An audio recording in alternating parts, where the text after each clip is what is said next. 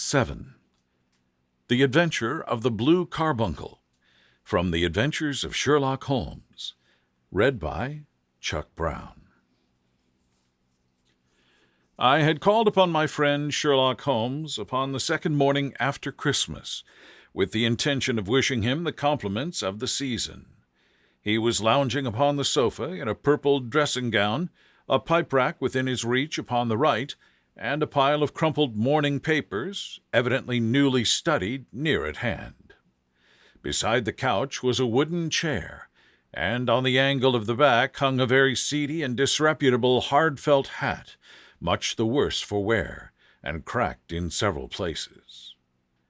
A lens and a forceps lying upon the seat of the chair suggested that the hat had been suspended in this manner for the purpose of examination. "You are engaged," said I. "Perhaps I interrupt you." "Not at all. I am glad to have a friend with whom I can discuss my results. The matter is a perfectly trivial one." He jerked his thumb in the direction of the old hat. "But there are points in connection with it which are not entirely devoid of interest and even of instruction." I seated myself in his armchair and warmed my hands before his crackling fire, for a sharp frost had set in, and the windows were thick with the ice crystals.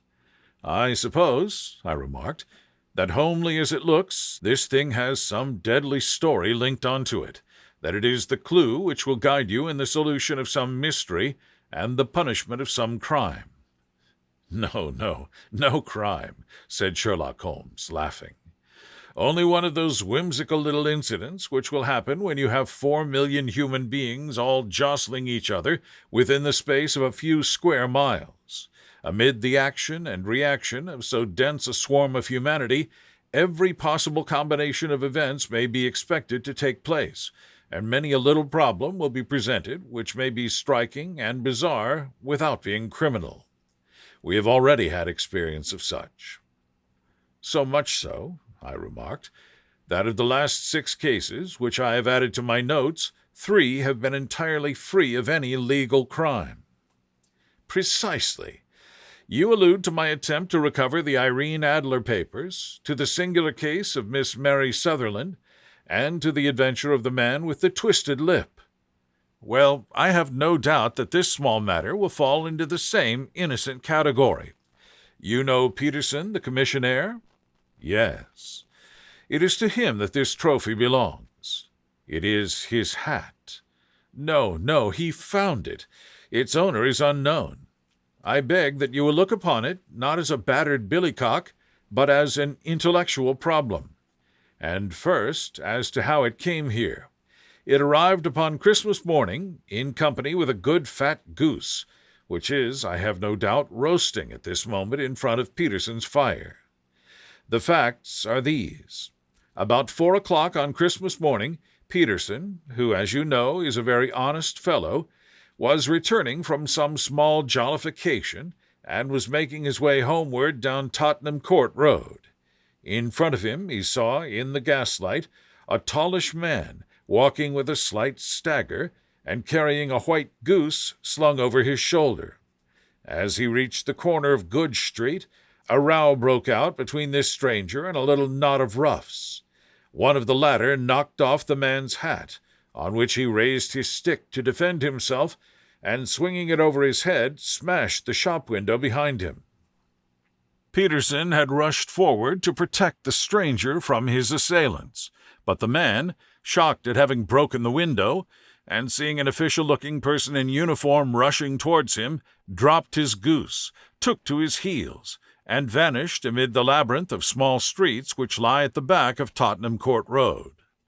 The roughs had also fled at the appearance of Peterson, so that he was left in possession of the field of battle, and also of the spoils of victory, in the shape of this battered hat and a most unimpeachable Christmas goose, which surely he restored to their owner. My dear fellow, there lies the problem. It is true that "For Mrs. Henry Baker" was printed upon a small card which was tied to the bird's left leg, and it is also true that the initials H.B. are legible upon the lining of this hat, But as there are some thousands of bakers and some hundreds of Henry Bakers in this city of ours, it is not easy to restore lost property to any one of them."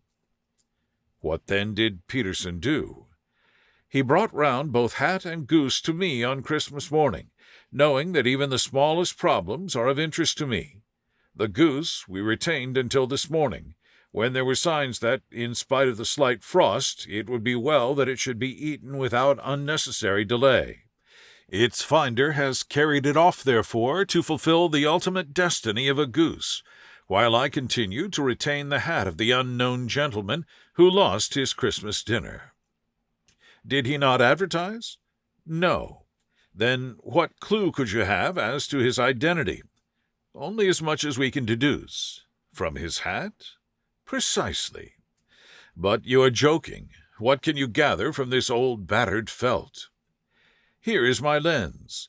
You know my methods. What can you gather yourself as to the individuality of the man who has worn this article? I took the tattered object in my hands and turned it over rather ruefully. It was a very ordinary black hat of the usual round shape, hard and much the worse for wear. The lining had been of red silk, but it was a good deal discolored. There was no maker's name, but, as Holmes had remarked, the initials H.B. were scrawled upon one side. It was pierced in the brim for a hat securer, but the elastic was missing. For the rest, it was cracked, exceedingly dusty, and spotted in several places, although there seemed to have been some attempt to hide the discolored patches by smearing them with ink. "I can see nothing," said I, handing it back to my friend. "On the contrary, Watson, you can see everything. You fail, however, to reason from what you see. You are too timid in drawing your inferences. Then pray tell me what it is that you can infer from this hat." He picked it up and gazed at it in the peculiar introspective fashion which was characteristic of him. "It is perhaps less suggestive than it might have been," he remarked, "and yet there are a few inferences which are very distinct, and a few others which represent at least a strong balance of probability. That the man was highly intellectual is of course obvious upon the face of it, and also that he was fairly well-to-do within the last 3 years, although he has now fallen upon evil days. He had foresight, but has less now than formerly, pointing to a moral retrogression, which, when taken with the decline of his fortunes, seems to indicate some evil influence, probably drink, at work upon him. This may account also for the obvious fact that his wife has ceased to love him. My dear Holmes, he has, however, retained some degree of self-respect," he continued, disregarding my remonstrance. "He is a man who leads a sedentary life, goes out little, is out of training entirely, is middle-aged, has grizzled hair, which he has had cut within the last few days, and which he anoints with lime cream. These are the more patent facts which are to be deduced from his hat. Also, by the way, that is extremely improbable that he has gas laid on in his house." "You are certainly joking, Holmes."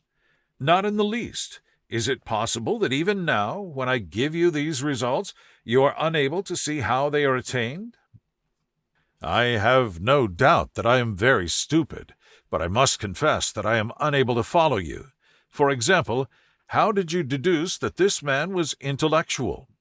For answer, Holmes clapped the hat upon his head. It came right over the forehead and settled upon the bridge of his nose. "It is a question of cubic capacity," said he. "A man with so large a brain must have something in it." "The decline of his fortunes, then." "The hat is 3 years old. These flat brims curled at the edge came in then. It is a hat of the very best quality. Look at the band of ribbed silk and the excellent lining. If this man could afford to buy so expensive a hat 3 years ago, and has had no hat since, then he has assuredly gone down in the world." "Well, that is clear enough, certainly. But how about the foresight and the moral retrogression?" Sherlock Holmes laughed. "Here is the foresight," said he, putting his finger upon the little disc and loop of the hat securer. They are never sold upon hats. If this man ordered one, it is a sign of a certain amount of foresight, since he went out of his way to take this precaution against the wind. But since we see that he has broken the elastic and has not troubled to replace it, it is obvious that he has less foresight now than formerly, which is a distinct proof of a weakening nature. On the other hand, he has endeavored to conceal some of these stains upon the felt by daubing them with ink, which is a sign that he has not entirely lost his self-respect. Your reasoning is certainly plausible. The further points, that he is middle-aged, that his hair is grizzled, that it has been recently cut, and that he uses lime cream, are all to be gathered from a close examination of the lower part of the lining. The lens discloses a large number of hair ends, clean cut by the scissors of the barber. They all appear to be adhesive, and there is a distinct odor of lime cream.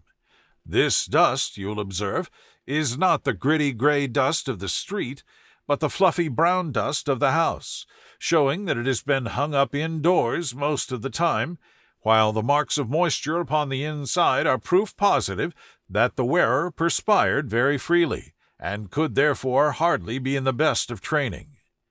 But his wife, you said that she had ceased to love him. This hat has not been brushed for weeks. When I see you, my dear Watson, with a week's accumulation of dust upon your hat, and when your wife allows you to go out in such a state, I shall fear that you also have been unfortunate enough to lose your wife's affection. But he might be a bachelor. Nay, he was bringing home the goose as a peace offering to his wife. Remember the card upon the bird's leg. You have an answer to everything.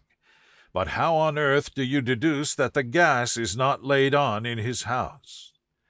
One tallow stain, or even two, might come by chance, but when I see no less than 5, I think that there can be little doubt that the individual must be brought into frequent contact with burning tallow. Walks upstairs at night, probably with his hat in one hand and a guttering candle in the other. Anyhow, he never got tallow stains from a gas jet. Are you satisfied? Well, it is very ingenious, said I, laughing. But since, as you said just now, there has been no crime committed and no harm done save the loss of a goose, all this seems to be rather a waste of energy. Sherlock Holmes had opened his mouth to reply when the door flew open, and Peterson, the commissionaire, rushed into the apartment with flushed cheeks and the face of a man who is dazed with astonishment. "The goose, Mr. Holmes, the goose, sir," he gasped. "Eh? What of it, then? Has it returned to life and flapped off through the kitchen window?" Holmes twisted himself round upon the sofa to get a fairer view of the man's excited face. "See here, sir. See what my wife found in its crop." He held out his hand and displayed upon the center of the palm a brilliantly scintillating blue stone, rather smaller than a bean in size, but of such purity and radiance that it twinkled like an electric point in the dark hollow of his hand. Sherlock Holmes sat up with a whistle. "Whew! By Jove, Peterson," said he, "this is a treasure trove indeed. I suppose you know what you have got." "A diamond, sir? A precious stone? It cuts into glass as though it were putty." "It's more than a precious stone. It is the precious stone." "Not the Countess of Morcar's blue carbuncle?" I ejaculated. "Precisely so. I ought to know its size and shape, seeing that I've read the advertisement about it in the Times every day lately. It is absolutely unique, and its value can only be conjectured, but the reward offered of £1,000 is certainly not within a 20th part of the market price." £1,000? Great Lord of mercy!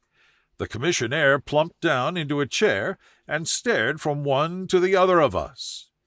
"That is the reward, I think, and I have reason to know that there are sentimental considerations in the background which would induce the Countess to part with half her fortune if she could but recover the gem."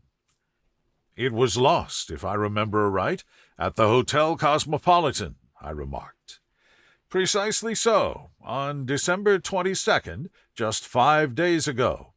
John Horner, a plumber, was accused of having abstracted it from the lady's jewel case. The evidence against him was so strong that the case has been referred to the assizes. I have some account of the matter here, I believe. He rummaged amid his newspapers, glancing over the dates, until at last he smoothed one out, doubled it over, and read the following paragraph. Hotel Cosmopolitan jewel robbery. John Horner, 26, plumber, was brought up upon the charge of having upon the 22nd instance abstracted from the jewel case of the Countess of Morcar the valuable gem known as the blue carbuncle. James Ryder, upper attendant at the hotel, gave his evidence to the effect that he had shown Horner up to the dressing-room of the Countess of Morcar upon the day of the robbery, in order that he might solder the second bar of the grate, which was loose. He had remained with Horner some little time, but had finally been called away. On returning, he found that Horner had disappeared, that the bureau had been forced open, and that the small morocco casket in which, as it afterwards transpired, the Countess was accustomed to keep her jewel was lying empty upon the dressing-table. Ryder instantly gave the alarm, and Horner was arrested the same evening, but the stone could not be found either upon his person or in his rooms. Catherine Cusack, maid to the Countess, deposed to having heard Ryder's cry of dismay on discovering the robbery, and to having rushed into the room, where she found matters as described by the last witness. Inspector Bradstreet, B Division, gave evidence as to the arrest of Horner, who struggled frantically and protested his innocence in the strongest terms. Evidence of a previous conviction for robbery having been given against the prisoner, the magistrate refused to deal summarily with the offense, but referred it to the assizes.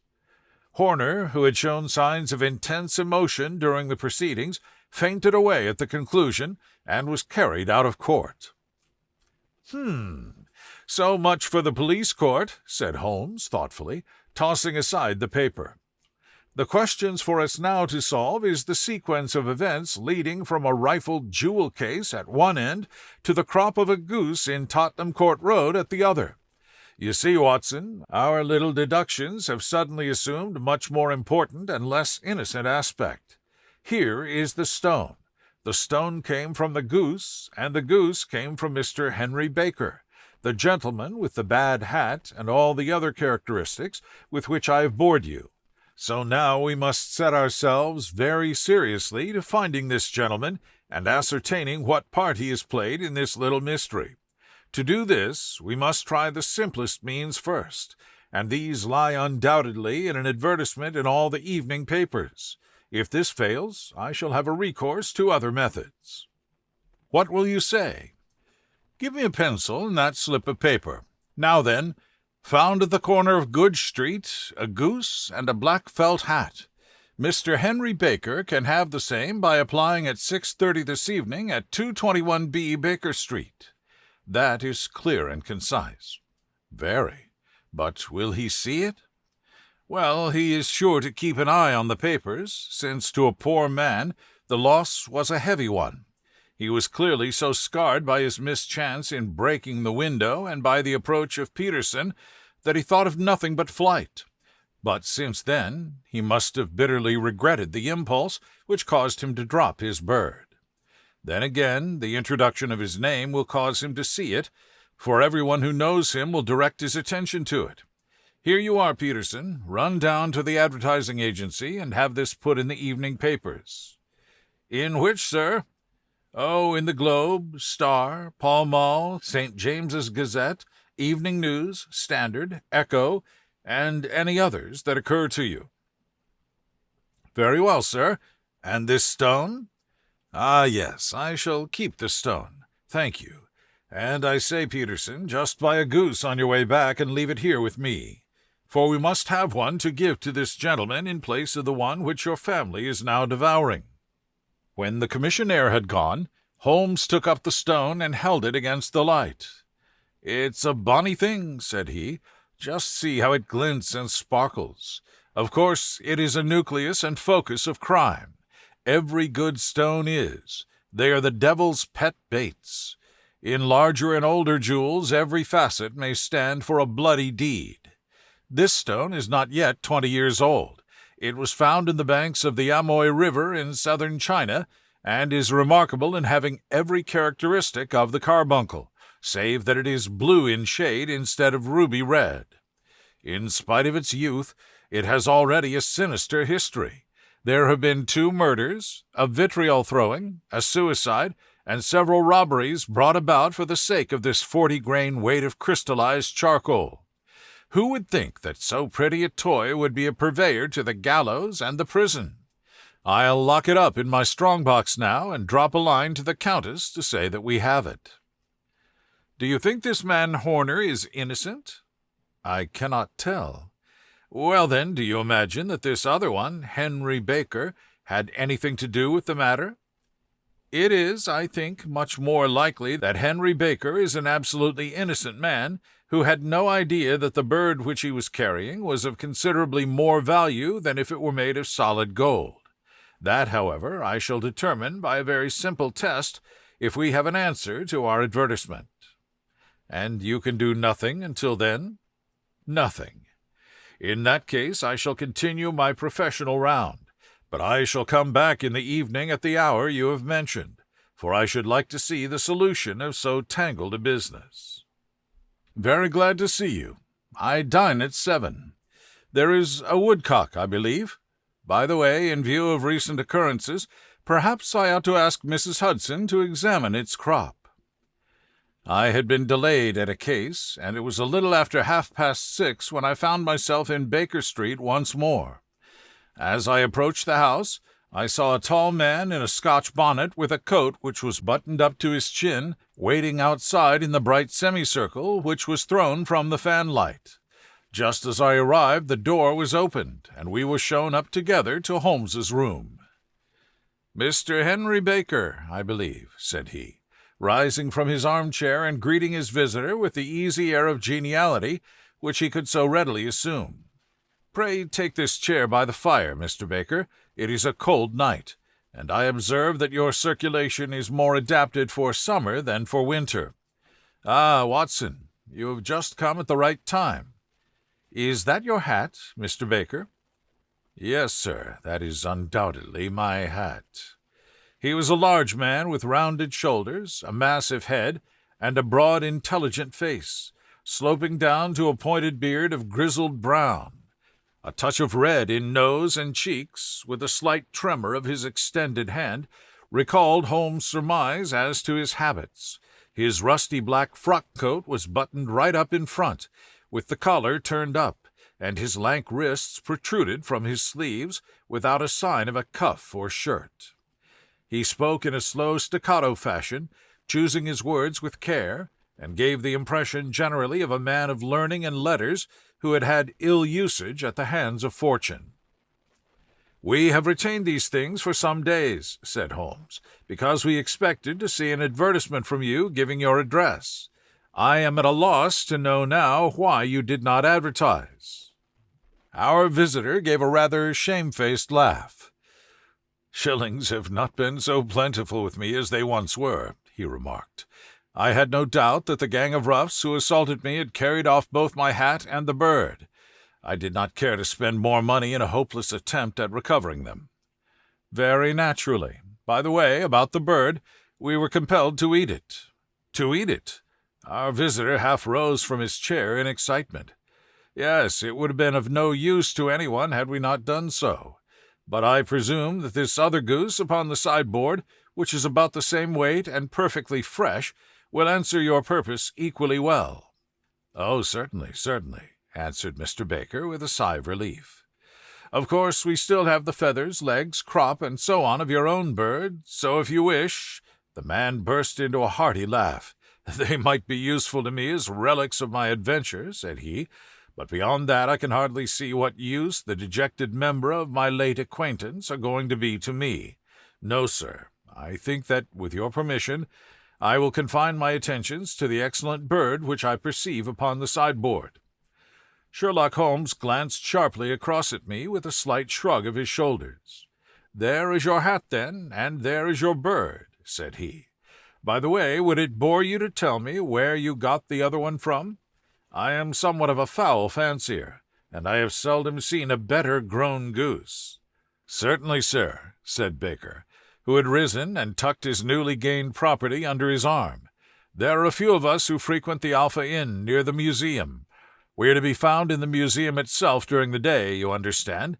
This year our good host, Windigate by name, instituted a goose club, by which, on consideration of some few pence every week, we were each to receive a bird at Christmas. My pence was duly paid, and the rest is familiar to you. I am much indebted to you, sir, for a Scottish bonnet is fitted neither to my years nor my gravity."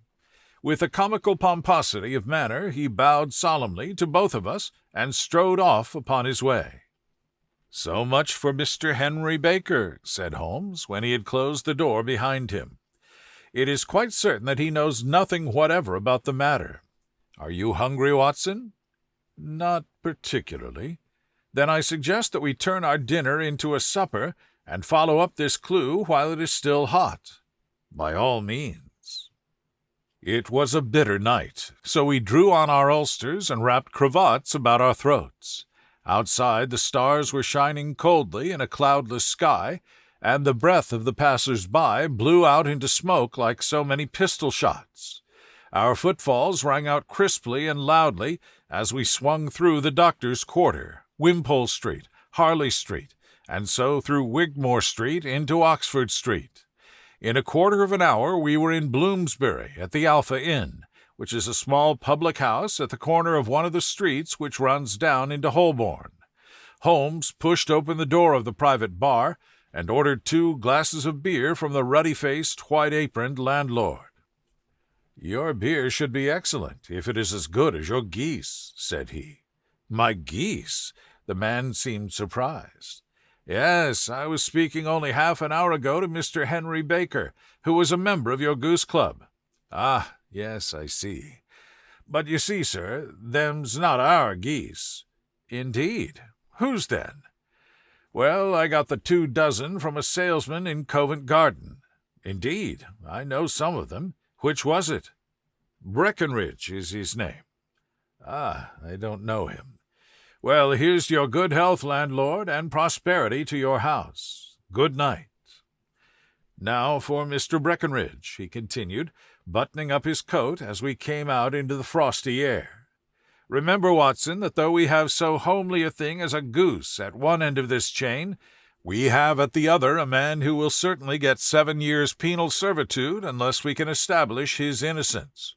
It is possible that our inquiry may but confirm his guilt, but in any case we have a line of investigation which has been missed by the police, and which a singular chance has placed in our hands. Let us follow it out to the bitter end. Faces to the south, then, and quick march." We passed across Holborn, down Endell Street, and so through a zigzag of slums to Covent Garden Market.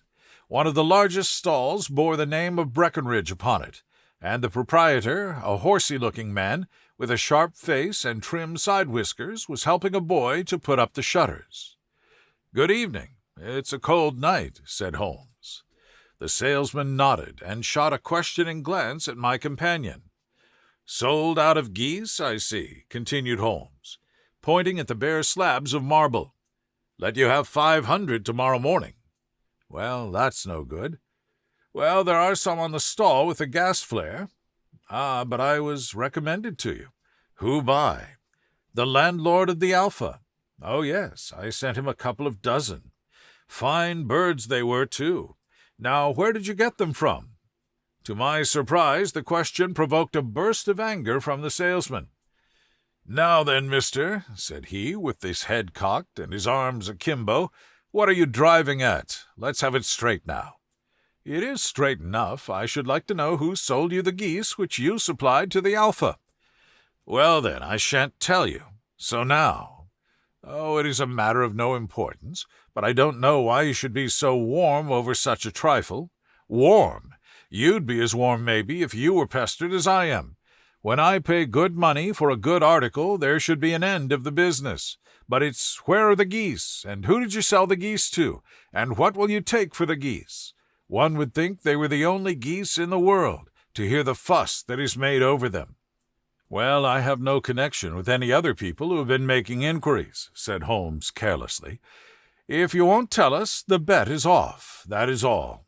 But I'm always ready to back my opinion on a matter of fowls, and I have a fiver on it that the bird I ate is country-bred." "Well, then, you've lost your fiver, for it's town-bred," snapped the salesman. "It's nothing of the kind. I say it is. I don't believe it. Do you think you know more about fowls than I, who have handled them ever since I was a nipper? I tell you, all those birds that went to the Alpha were town-bred." "You'll never persuade me to believe that. Will you bet, then?" "It's merely taking your money, for I know that I am right. But I'll have a sovereign on with you, just to teach you not to be obstinate." The salesman chuckled grimly. "Bring me the books, Bill," said he. The small boy brought round a small thin volume and a great greasy-backed one, laying them out together beneath the hanging lamp. "Now then, Mr. Cocksure," said the salesman, "I thought that I was out of geese, but before I finish you'll find that there is still one left in my shop. You see this little book? Well, that's the list of the folk from whom I buy. Do you see? Well, then, here on this page are the country folk, and the numbers after their names are where their accounts are in the big ledger. Now then, you see this other page in red ink? Well, that is a list of my town suppliers. Now look at that third name. Just read it out to me. Mrs. Oakshott, 117 Brixton Road, 249, read Holmes. Quite so. Now turn that up in the ledger. Holmes turned to the page indicated. Here you are, Mrs. Oakshott, 117 Brixton Road, egg and poultry supplier. Now then, what's the last entry? December 22nd, 24 geese at 7 shillings 6 pence. Quite so. There you are. And underneath? Sold to Mr. Windigate at the Alpha at 12 shillings. What have you to say now? Sherlock Holmes looked deeply chagrined. He drew a sovereign from his pocket and threw it down upon the slab, turning away with the air of a man whose disgust is too deep for words. A few yards off he stopped under a lamp-post and laughed in the hearty, noiseless fashion which was peculiar to him. When you see a man with whiskers of that cut and the pink "un" protruding out of his pocket, you can always draw him by a bet, said he. I dare say that if I had put 100 pounds down in front of him, that man would not have given me such complete information as was drawn from him by the idea that he was doing me on a wager. Well, Watson, we are, I fancy, nearing the end of our quest, and the only point which remains to be determined is whether we should go on to this Mrs. Oakshott tonight, or whether we should reserve it for tomorrow. It is clear from what that surly fellow said that there are others besides ourselves who are anxious about the matter, and his remarks were suddenly cut short by a loud hubbub which broke out from the stall which we had just left. Turning round, we saw a little rat-faced fellow standing in the center of the circle of yellow light which was thrown by the swinging lamp, while Breckenridge, the salesman, framed in the door of his stall, was shaking his fists fiercely at the cringing figure. "I've had enough of you and your geese," he shouted. "I wish you were all at the devil together. If you come pestering me any more with your silly talk, I'll set the dog at you. You bring Mrs. Oakshott here, and I'll answer her. But what have you to do with it? Did I buy the geese off you?" "No, but one of them was mine all the same," whined the little man. "Well, then ask Mrs. Oakshott for it." "She told me to ask you." "Well, you can ask the King of Prussia, for all I care. I've had enough of it. Get out of this." He rushed fiercely forward, and the inquirer flitted away into the darkness. "Ha! This may save us a visit to Brixton Road," whispered Holmes. "Come with me, and we will see what is to be made of this fellow." Striding through the scattered knots of people who lounged round the flaring stalls, my companion speedily overtook the little man and touched him upon the shoulder. He sprang round, and I could see in the gaslight that every vestige of color had been driven from his face. "Who are you, then? What do you want?" he asked in a quavering voice. "You will excuse me," said Holmes blandly, but I could not help overhearing the questions which you put to the salesman just now. I think I could be of assistance to you."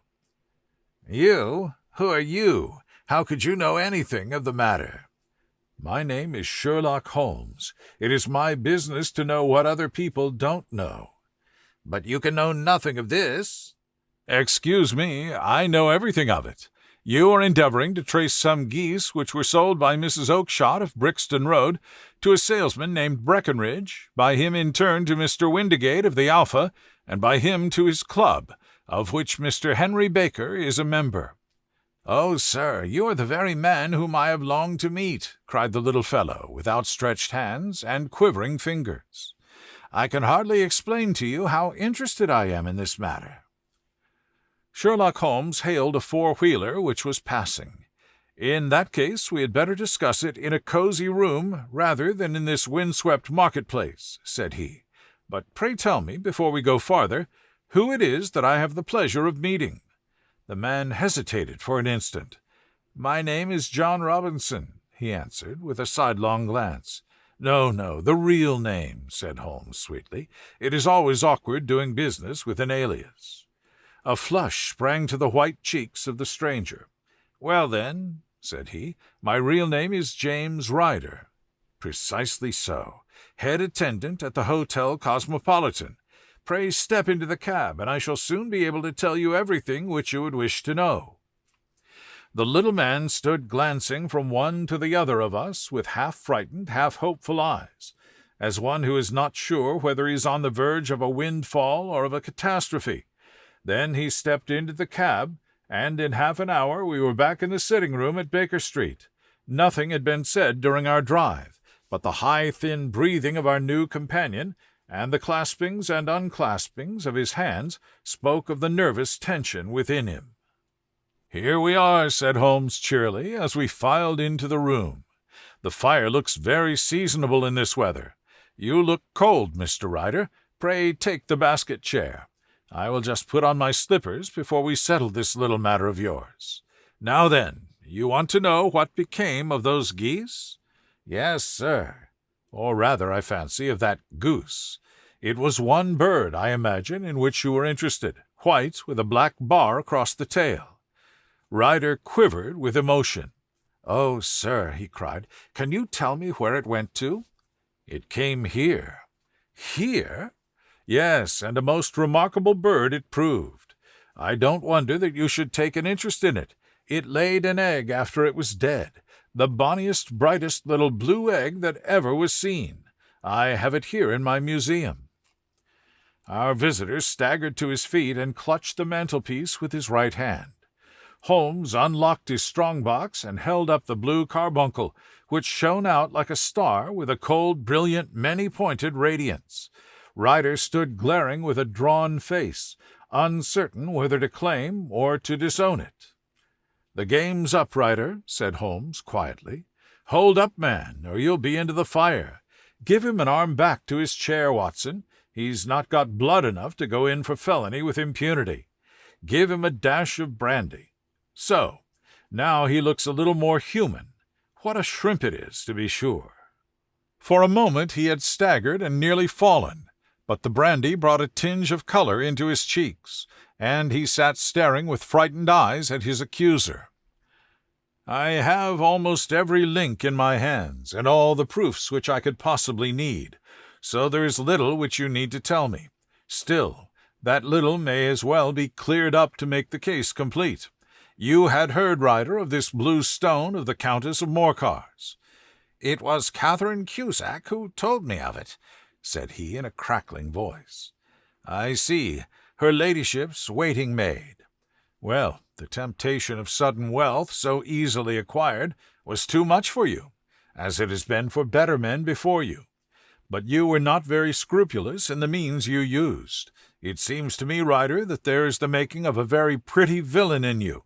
You knew that this man Horner, the plumber, had been concerned in some such matter before, and that suspicion would rest the more readily upon him. What did you do, then? You made some small job in my lady's room, you and your confederate Cusack, and you managed that he should be the man sent for. Then, when he had left, you rifled the jewel case, raised the alarm, and had this unfortunate man arrested. You then—" Ryder threw himself down suddenly upon the rug and clutched at my companion's knees. "For God's sake, have mercy!" he shrieked. "Think of my father, of my mother. It would break their hearts. I never went wrong before. I never will again. I swear it. I'll swear it on a Bible. Oh, don't bring it into court. For Christ's sake, don't." "Get back to your chair," said Holmes sternly. "It is very well to cringe and crawl now, but you thought little enough of this poor Horner in the dock for a crime of which he knew nothing." "I will fly, Mr. Holmes. I will leave the country, sir. Then the charge against him will break down." We will talk about that. And now let us hear a true account of the next act. How came the stone into the goose? And how came the goose into the open market? Tell us the truth, for there lies your only hope of safety." Ryder passed his tongue over his parched lips. "I will tell you it just as it happened, sir," said he. "When Horner had been arrested, it seemed to me that it would be best for me to get away with the stone at once, for I did not know at what moment the police might not take it into their heads to search me in my room. There was no place about the hotel where it would be safe. I went out, as if on some commission, and I made for my sister's house. She had married a man named Oakshott, and lived in Brixton Road, where she fattened fowls for the market. All the way there, every man I met seemed to be a policeman or a detective, and for all that it was a cold night, the sweat was pouring down my face before I came to the Brixton Road. My sister asked me what was the matter and why I was so pale, but I told her that I had been upset by the jewel robbery at the hotel. Then I went into the backyard and smoked a pipe and wondered what it would be best to do. I had a friend once called Maudsley, who went to the bad, and has just been serving his time in Pentonville. One day he had met me and fell into talk about the ways of thieves, and how they could get rid of what they stole. I knew that he would be true to me, for I knew one or two things about him, so I made up my mind to go right on to Kilburn, where he lived, and take him into my confidence. He would show me how to turn the stone into money, but how to get to him in safety. I thought of the agonies I had gone through in coming from the hotel. I might at any moment be seized and searched, and there would be the stone in my waistcoat pocket. I was leaning against the wall at the time and looking at the geese, which were waddling about round my feet, and suddenly an idea came into my head, which showed me how I could beat the best detective that ever lived. My sister had told me some weeks before that I might have the pick of her geese for a Christmas present, and I knew that she was always as good as her word. I would take my goose now, and in it I would carry my stone to Kilburn. There was a little shed in the yard, and behind this I drove one of the birds, a fine big one, white with a barred tail. I caught it, and prying its bill open, I thrust the stone down its throat as far as my finger could reach.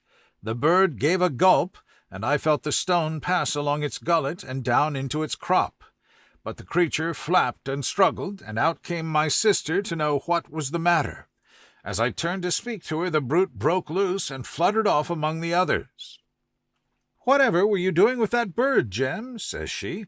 "Well," said I, "you'd said you'd give me one for Christmas, and I was feeling which was the fattest." "Oh," says she, "we've set yours aside for you. Jem's bird, we call it. It's the big white one over yonder.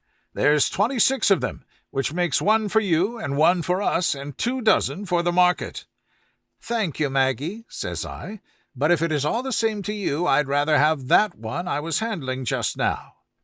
"The other is a good 3 pound heavier," said she, "and we fattened it expressly for you." "Never mind, I'll have the other, and I'll take it now," said I. "Oh, just as you like," said she, a little huffed. "Which is it you want, then?" "That white one with the barred tail, right in the middle of the flock." "Oh, very well, kill it and take it with you." Well, I did what she said, Mr. Holmes, and I carried the bird all the way to Kilburn. I told my pal what I had done, for he was a man that it was very easy to tell a thing like that to. He laughed until he choked, and we got a knife and opened the goose. My heart turned to water, for there was no sign of the stone, and I knew that some terrible mistake had occurred. I left the bird, rushed back to my sister's, and hurried into the backyard. There was not a bird to be seen there. "Where are they all, Maggie?" I cried. "Gone to the dealers, Jem." "Which dealers?" "Breckenridge of Covent Garden." "But there was another with a barred tail?" I asked. "The same as the one I chose?" "Yes, Jem, there were 2 barred-tail ones, and I could never tell them apart." "Well, then, of course, I saw it all, and I ran off as hard as my feet would carry me to this man Breckenridge. But he had sold the lot at once, and not one word would he tell me as to where they had gone." "You heard him yourselves tonight. Well, he has always answered me like that. My sister thinks that I am going mad. Sometimes I think that I am myself. And now I am myself a branded thief, without ever having touched the wealth for which I sold my character. God help me!" He burst into convulsive sobbing, with his face buried in my hands. There was a long silence, broken only by his heavy breathing and by the measured tapping of Sherlock Holmes's fingertips upon the edge of the table. Then my friend rose and threw open the door. "Get out," said he. "What, sir? Oh, heaven bless you!" "No more words. Get out." And no more words were needed. There was a rush, a clatter upon the stairs, the bang of a door, and the crisp rattle of running footfalls from the street. "After all, Watson," said Holmes, reaching up his hand for his clay pipe, "I am not retained by the police to supply their deficiencies. If Horner were in danger, it would be another thing, but this fellow will not appear against him, and the case must collapse. I suppose that I am commuting a felony, but it is just possible that I am saving a soul. This fellow will not go wrong again. He is too terribly frightened. Send him to jail now, and you make him a jailbird for life. Besides, it is the season of forgiveness. Chance has put in our way a most singular and whimsical problem, and its solution is in its own reward. If you will have the goodness to touch the bell, Doctor, we will begin another investigation, in which also a bird will be the chief feature." The End.